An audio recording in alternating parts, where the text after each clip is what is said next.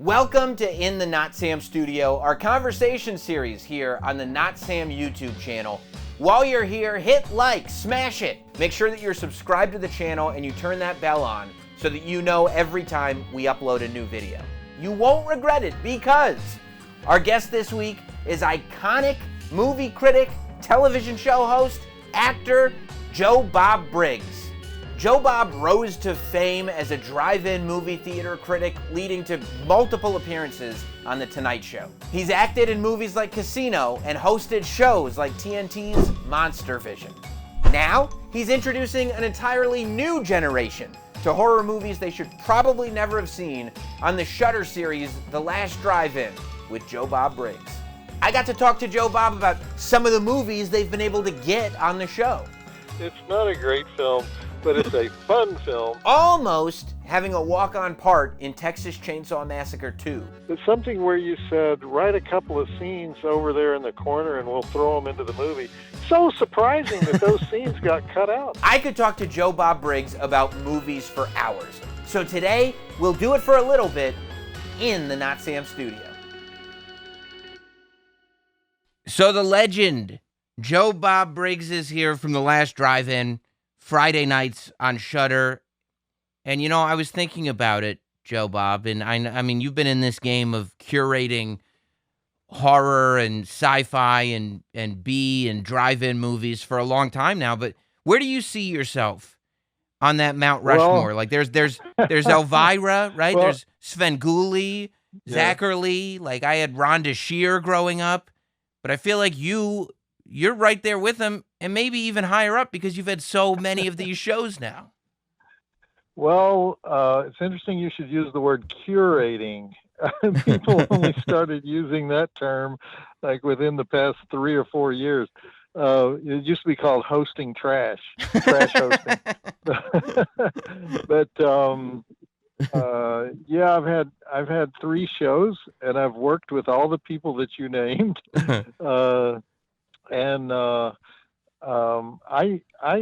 I consider Zachary the founder of late night hosting, late night movie hosting, all movie hosting really, and most of what I do sort of follows in his footsteps, in that he always talked about the movie. He always made the entertainment part was always related to the movie. There's 2 ways to go. You can just make jokes and do skits, and it has nothing to do with the movie, or you can deep dive into the movie. So I always deep dive into the movie. I love that that's the route you take, and I also love that you pointed out that like curating and that attitude towards this is kind of a new phenomenon, because I guess you're right. I feel like the generation of us that grew up on getting to find all these old movies in video stores and everything, I guess we all value them much more than the general public did even like 20 years ago. Well, yeah, where do you find a curator? In a museum. Right. So a lot of these films from the 80s are, the worship of the 80s is a complicated phenomenon. There are movies that really don't deserve to be worshipped, but they were made in the 80s and they have a certain quality about them, and people, and they have a huge fan base. There's something about that era. It was the dawn of the VHS era. And when, for the first time you had home entertainment, you could bring a movie into your home as opposed to going out to see the movie at some strange place. And so that sort of revolutionized what kind of movies were made and how they were distributed. And so for a while there, it was just the Wild West. I mean, you could make anything and they would distribute anything. And so people were doing things that were never quite done before. You didn't have any limitations. You didn't have any of the rules of the studios. You could make a movie for, I don't know, $50,000. You could, even less than that, you could get it distributed. Whereas before that, you needed $5 million. So it opened up movie making to a whole lot of deranged people, and you had equally deranged audiences seeking them out in video stores. And so that period is sort of revered among, especially among horror fans, but among all genre film fans. And although I just used another word that I don't like, genre. Yeah. Like, they were always called exploitation films. Now they're called genre films. People don't like the word exploitation, even though exploitation just means marketing. It Right. means easy to market film. So, but like curating in genre is much more artistic. It's like we're discussing art instead of commercialism and smashing watermelons so they look like skulls. I kind of blame The Shape of Water. Once a rubber suit creature movie won the Academy Award, then the Academy had to develop terms to discuss these movies that were not demeaning, or that didn't indicate you were descending into the gutter to watch them. And so we ended up with all these academic terms. Professors started writing dissertations on, the films of Fulci, the later giallo films of Fulci, and we had this whole sea change in how we regard horror films, especially. Yeah, I mean, but it is interesting how people that are not into it react to it. Like, I remember when I was in film school, like, freshman year film school, the assignment was to bring in a movie where the scene before the title sets up exactly what this movie is going to be. And I brought in this Japanese movie called Suicide Club, where the first scene, like the pre-credit scene, is a whole bunch of Japanese girls in little school uniforms standing on a subway track, and then they all hold hands, and then they jump in front of the track, and this tidal wave of blood comes over as it runs over every single one of them. And I'm sitting there like, I'm gonna ace this thing. Like, this is exactly what this movie is. And I swear, my professor, he might have wanted to retire teaching. He wanted to throw me out of the room so bad when he saw what I had brought in. Of course, there were a lot of directors, a lot of horror directors, especially, who would say the stuff before the title should have nothing to do with the film. It should just be titillating and exciting, right? So in a film like have you ever seen the film Torso? Sure. There's everything before the title of the film is just sort of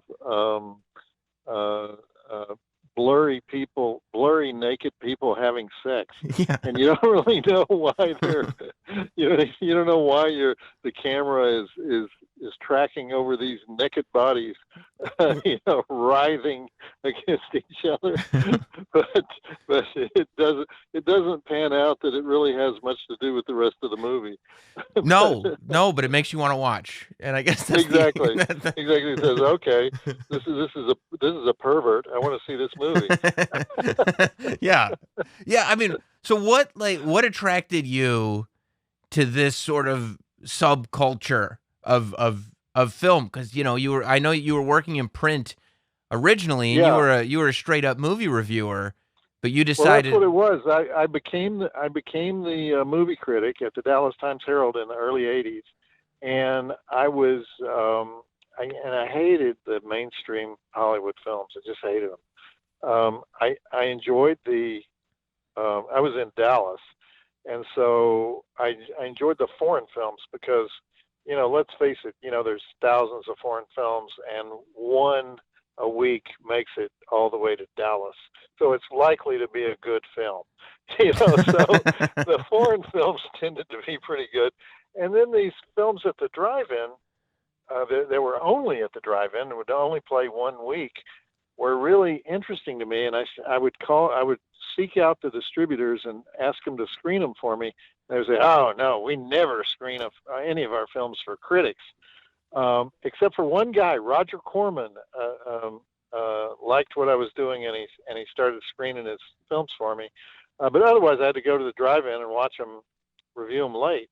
But so I just became fascinated with these movies that were really considered beneath contempt. I mean, no other newspaper would review them.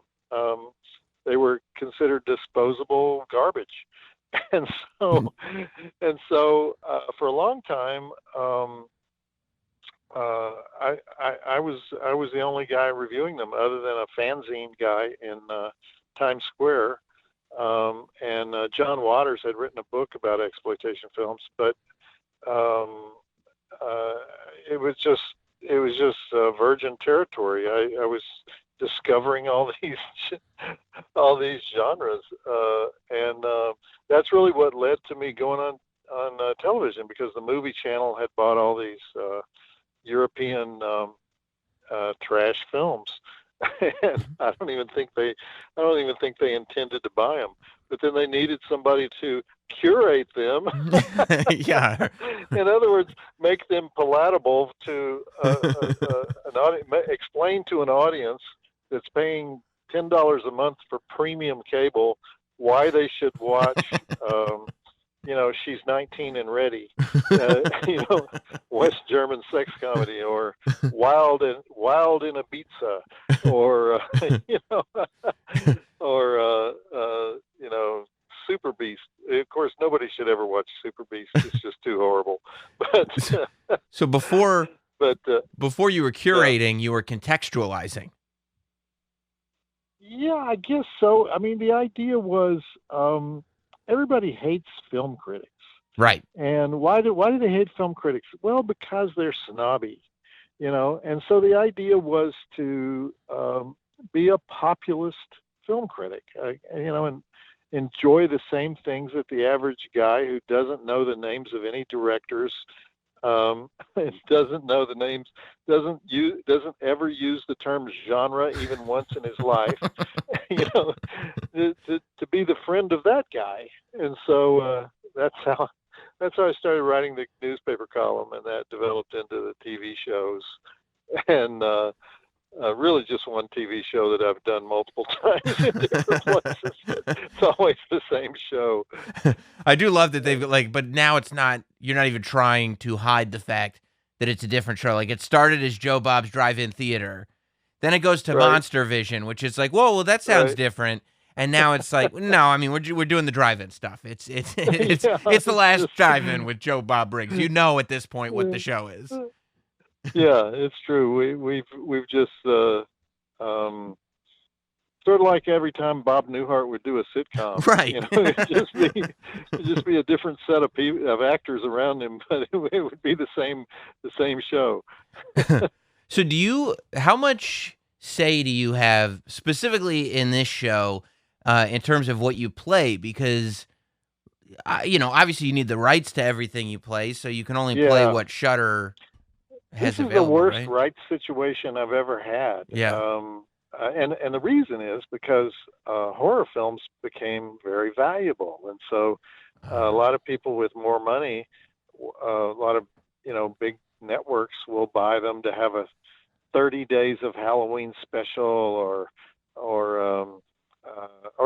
just they have a horror slot on their schedule, and so the streaming rights and the broadcast rights for these horror films are sometimes hard to get, even though Shudder is owned by AMC Networks, was a pretty big operation, has a lot of channels, but there's a lot of things that I really crave to show that we just there's some reason that the owner of the film can't license it to us, or wants to license it to us for 3 months or something like that, and so but they do. Shudder's very good about listening to me, and when we really, really want something, they fight for it, and they try to find it and get it. And some things just kind of come our way because they're obscure enough that people haven't discovered them yet. We discovered one called Demon Wind. It's not a great film, but it's but it's a fun film. Right. From around 1990, I want to say 1990, and because the world wasn't clamoring to show Demon Wind, we were able to get a long-term license on it. So it just depends. It's a very complicated environment with all the streaming services and the cable companies and everybody realizing that horror is hot. Yeah. Horror has never been this hot. Really, in its whole. Maybe at the time that the original Frankenstein came out in whatever year that was, 1931, whatever. Maybe that's the only other period I would compare to this in terms of horror being a thing that America really was crazy about. Yeah, and even like the movies that you'd never heard of, like these boutique Blu-ray companies that kind of put out limited editions of these, B movies that played in Times Square from the 1980s are now huge, and all these movies that not only you've never seen, you've never even heard of, are having this whole other life. Right, and I run into the people that I interview and that I talk to who worked on those movies, whether they're directors or actors. Many of them, I would say the majority of them, go, now why do they love this movie? They're totally perplexed by it. There's an actress named Catriona MacColl, a very, very great British actress who had taken all her Lucio Fulci movies off of her resume because she didn't want people to know that she made them. And then suddenly she's being invited to conventions all over the world to sign autographs. And she says every convention she goes to, she says, now, why do you like this movie? Yeah, I can't. I mean, I've interviewed people about their movies from that era, and like multiple times I've been stopped mid-interview going, so who is gonna watch this interview? Who's gonna listen to this interview? Who would want to hear about this? But they're out there. A lot of people. Yeah. A lot of people. Yeah. A lot of people. I love the feeling that you guys are accomplishing something with your show, and I really got that feeling. Like, I've been watching since the beginning, but when I realized that this is something that I don't even know if you guys intended it for it to be, is when, I don't remember what was going on. It was last year. There was something going on that weekend that, like, obviously every weekend last year, the news was just insane. So, like, the world was falling apart. And then I look at Twitter, and on, like, Saturday night, the #1 trend in 2020 is Cannibal Holocaust. And I'm going, going, what? So people, the world is so crazy. Yes, the world is so crazy that people are escaping the madness by turning on Cannibal Holocaust. And I'd never say, it was so great because, like, all the warnings before the movie, like the text warning, and then you would come on and say, I got to warn you, you got to know what this is. And boom, here it is on television, Cannibal Holocaust. It's true. I think what happened is we became a safe haven where you could go and you weren't assaulted by the news of the day. And I tried to make it a trouble-free zone, so that it was exactly that, where all right, okay, people. I know that the world is going to hell right now, but we're going to go pure escapism on this. and so we're just unapologetic. We're going escapist, totally escapist. Think of the 30s when we were in a depression, and Busby Berkeley did a 10-minute production number called "We're in the Money."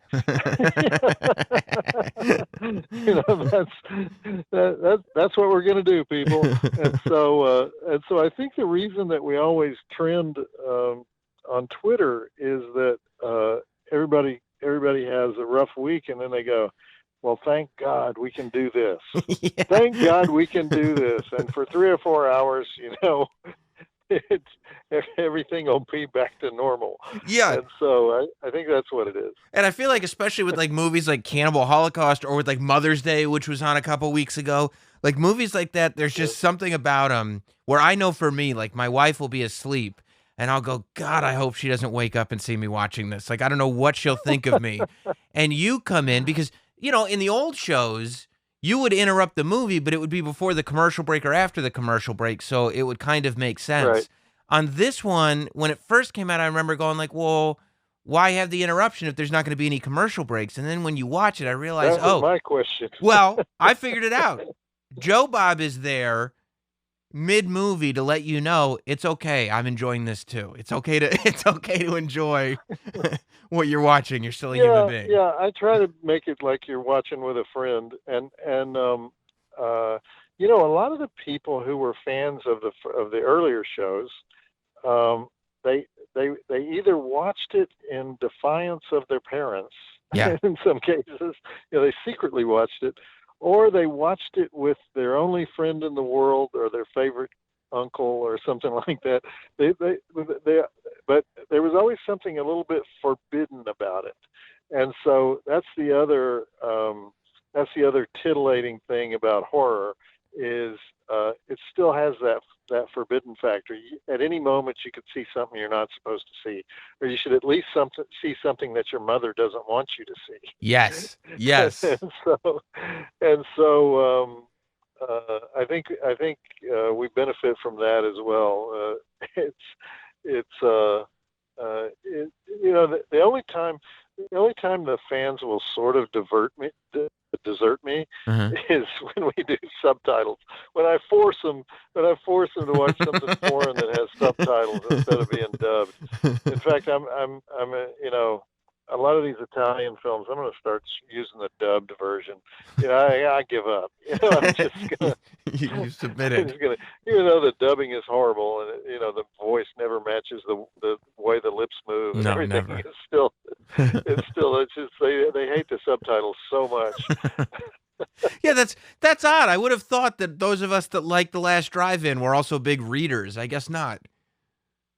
You know what? Partly it's because they want to be on social media while they're watching. Yes. And if they have to watch subtitles, they cannot type. That's a good call. You know, they cannot. That's a good call. Can I continue to? Which, if they had taken typing class from my ninth grade teacher, they would be able to type while they're looking at subtitles. It was called blind touch typing. You're supposed to be able to do that, you know. Yeah. So anyway, that's what they say. I think you're right though about the kind of relationships that you form. Like, there's really not many people that I still talk to that I was friends with when I was a kid. But like one of my friends, who's still one of my closest friends, is the guy that like I first discovered trauma with in like 5th grade or something. When you realize that you see Toxic Avenger and you're like, that was great, and you realize that Lloyd Kaufman has this whole library of amazing stuff for you to dive into. Right. Yeah. It's a bonding. Something about horror is a bonding experience for a lot of people.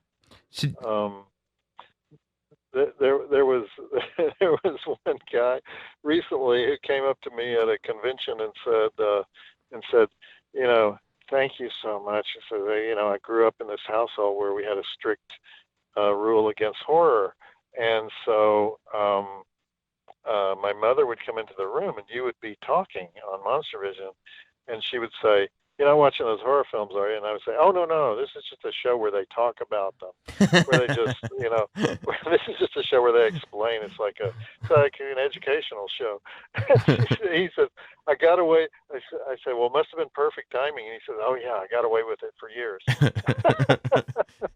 Hey, did you really have, did you shoot a scene for Texas Chainsaw Massacre Part 2 that was deleted? Yeah, a couple of scenes. I had gone down to the set of that movie on assignment for Rolling Stone magazine to interview Dennis Hopper, because Dennis Hopper had disappeared for several years. He was he'd gone through rehab, and he was coming back and starting to act again. And that was his first movie back. And so I went down to interview Dennis Hopper, and Tobe Hooper said, "Hey, you're that guy that loves Texas Chainsaw Massacre?" And I said, "Yeah." And he says, "Yeah, hey, go over here with my screenwriter, Kit Carson. Write a couple of scenes together. I'll put you in the movie." That's how casual he was about it. And so we wrote these scenes where I was killed by Leatherface, Mm-hmm. and about 3 weeks before the movie came out, Tobe Hooper calls me and he says, "I feel so bad, Joe Bob." He says, "But Canon is cutting the running time on the film, and your scenes are some of the stuff that they want to cut out." And I said, "That is so surprising, Toby, that something where you said, write a couple of scenes over there in the corner and we'll throw them into the movie. So surprising that those scenes got cut out. They were such an organic part of the movie." He says, "Oh man, I'm so sorry." That's fine. It's fine. They actually got restored on one of the early DVD releases. I think that they're out there somewhere. That's awesome. Yeah, that would have been a heartbreaker for me, because that movie, that's brilliant. It's brilliant in a completely different way from the first Texas Chainsaw Massacre. It is, yes. It's and it's a fan favorite. It may have more fans than the original. That's what it's hard to believe, but I think it may be true. Partly because people love Bill Moseley so much. Yeah. Top. Yeah. It's just, I think they like all the one-liners from the movie and just the exaggerated comedy, I think, is what they like. You had that in the first one. It was just less comedy and more terror. Yeah. Yeah. The first one. Yeah. I mean, the first one was so realistic and gritty and like just dark. Like the first one got under your skin. The second one, the second one had that escapism a little bit more, I think, than the first one.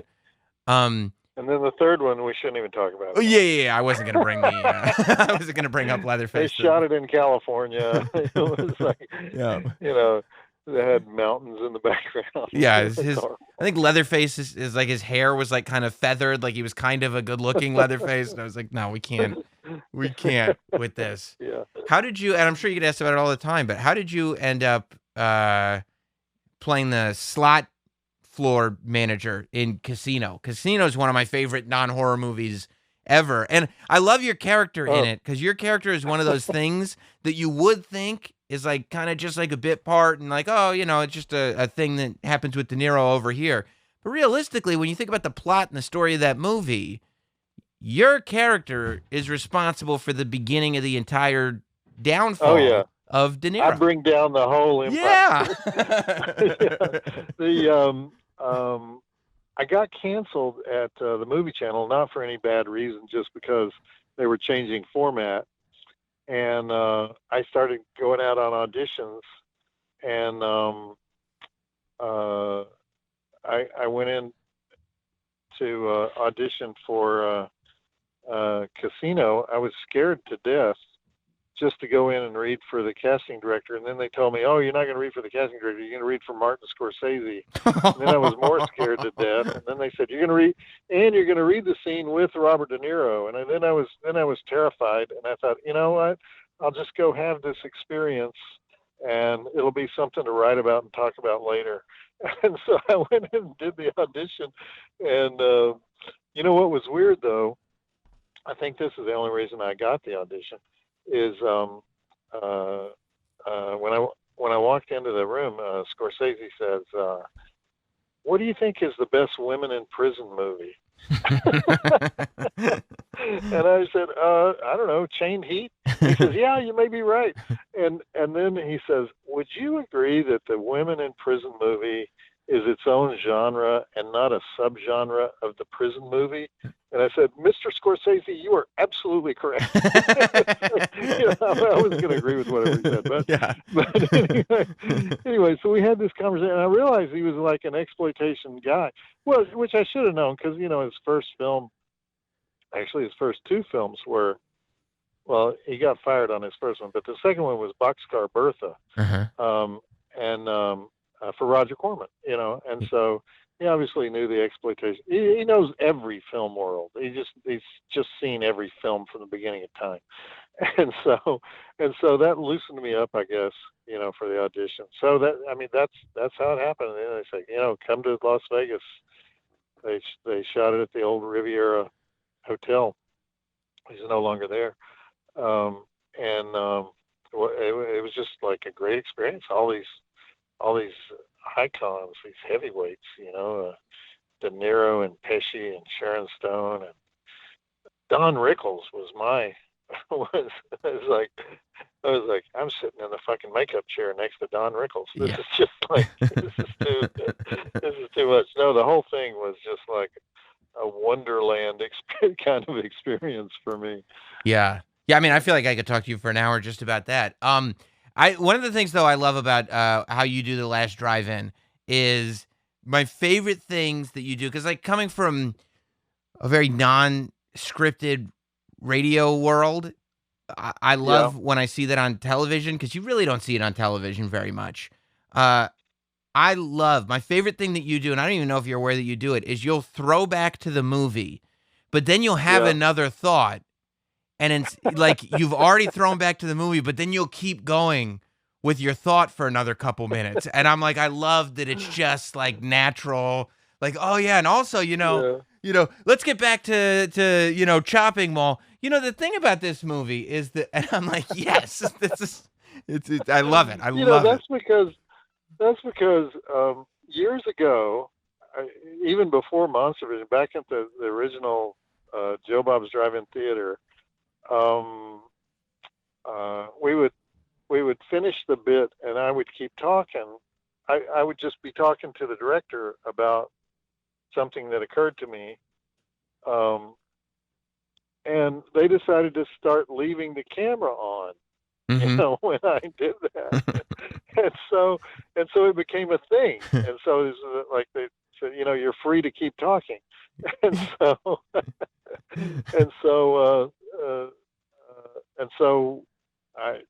we just kept doing it, and people are kind of I don't know. There's something about it that the audience likes it too when I do it.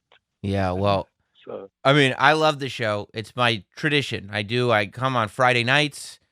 I do my YouTube show live until like 11:30, 11:45 at night, and it's just so great that once I'm done, like you guys are barely a quarter of the way in, and it's just I love that you don't announce ahead of time usually what movies you're gonna play. I love the whole thing. It's on Shudder. You could see all 3 seasons. We're in the middle of season 3 right now, but all the episodes are up there. You can also, you can watch the movies individually after they air, but if you want it along with Joe Bob but stuff. If you watch them, we should tell people if you watch them live on Friday night at 9 Eastern, 6 Pacific, there's we get extra brownie points from the high sheriffs when people watch them live, and that's how we get those trending things on Twitter or Instagram or whatever, and it's like. And I like the fact that we have that live audience. Yeah. Because everything with streaming is, 13 episodes. We're dumping them into the system at midnight. That's what everyone does. Nobody cares about having a ceremony for the where everyone comes and watches together. And so I'm glad that even though we're a streaming service, we have this appointment show. It's really cool. And people do really want to show up for the actual time that happens. Of course, if they're working or something, they got to watch it later. But but it's great that they can watch it later. But at the same time, we got this appointment audience. Yeah. And most of them are online. It's like the computers just light up as soon as we start the show.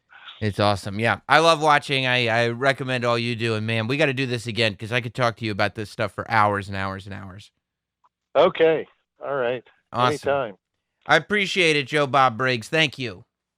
All right. Thank you.